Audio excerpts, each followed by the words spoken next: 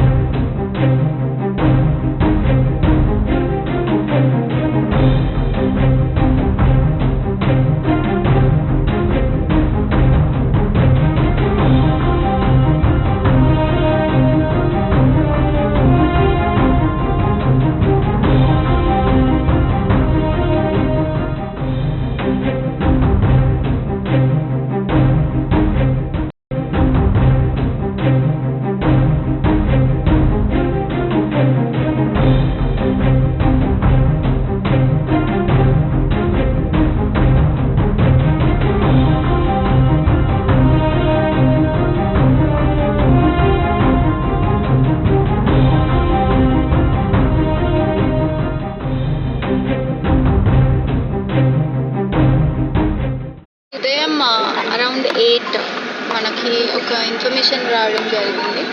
ఇక్కడ నందికమాన్ దగ్గర వేములవాడ టౌన్ జ్యూరిస్డిక్షన్లో నందికమాన్ దగ్గర ఒక కార్లో ఒక వ్యక్తి అపారెంట్ అంటే సిరిగరి రమేష్ అని అతని పేరు అని గుర్తిస్తున్నారు.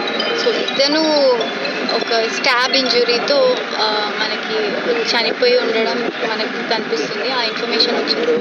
మా ఎస్ఐ గారు వెళ్ళి చూడగానే అది అపారెంట్లీ ఒక మర్డర్ లాగా కనిపిస్తుంది. సో అది చూడడం కోసం ఇక్కడ విజిట్ చేయడం జరిగింది.